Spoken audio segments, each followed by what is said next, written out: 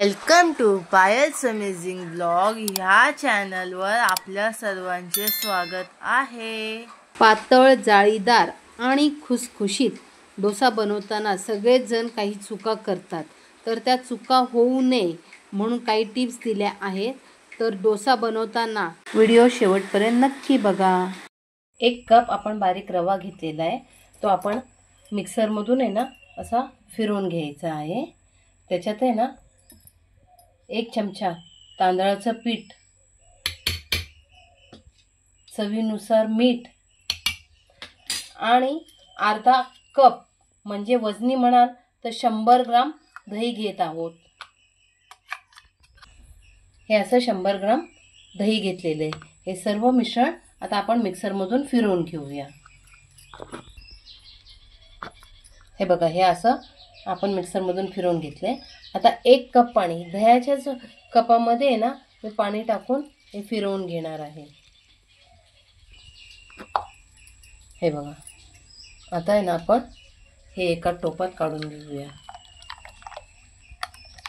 आणि ह्याला आहे ना एक 5 मिनिटं रेस्ट करायला ठेवायचे। हे जे आपलं भांडं आहे ना ह्याच्यात थोडंसं पाणी घालून हलवून ते पाणी मी ह्याच्यात टाकून घेणार आहे आणि 5 मिनिटं ह्याला झाकण लावून ठेवून द्यायचं। आता आपण झाकण उघडून बघूया। हे बघा, अशा कन्सिस्टन्सीमध्ये आता आहे ना आपण ह्याच्यात पाव चमचा खायचा सोडा घालणार आहोत आणि व्यवस्थित असं एकाच डायरेक्शनमध्ये फेटून घ्यायचं।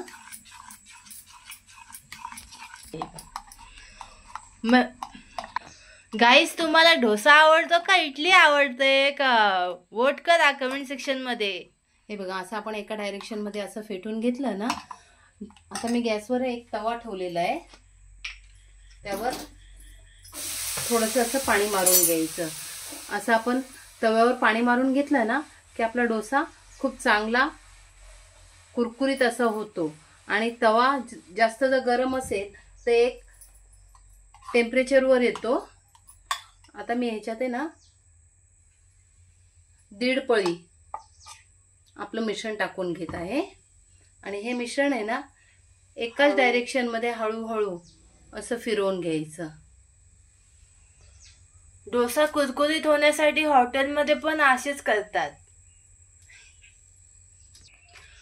हा असा कुरकुरीत होण्यासाठी बघा, हे असं होत आलं ना, थोडंसं सोनेरी रंगावर आलं ना की त्याच्यावर थोडंसं चटपटीत होण्यासाठी मीठ चवीनुसार आणि तिखट होण्यासाठी तेच ते थोडासा लाल तिखट मसाला टाकून घ्यायचा।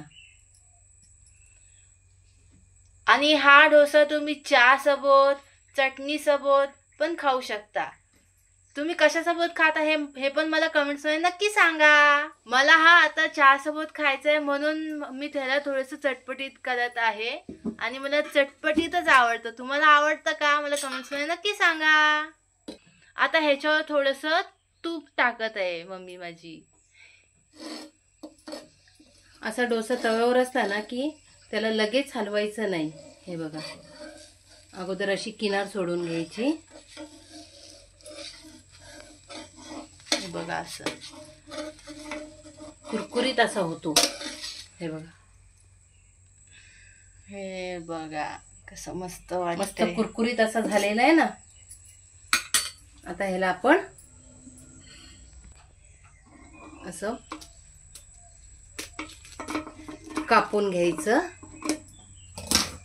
तुम्ही हे पलित्याने पण करू शकता, पण ही माझी किचन मध्येच वापरायची कैची आहे, त्यामुळे मी ह्याच कैचीने असं केलेलं आहे। असं फोल्ड करून बघा किती मस्त वाटतंय। खायला तर आणखीनच मस्त वाटतंय, असं बघण्यालाच किती मस्त वाटतंय बघा। आता ह्याला माझी मम्मी काढून घेते। हे बघा, ते मस्त वाटतंय ना।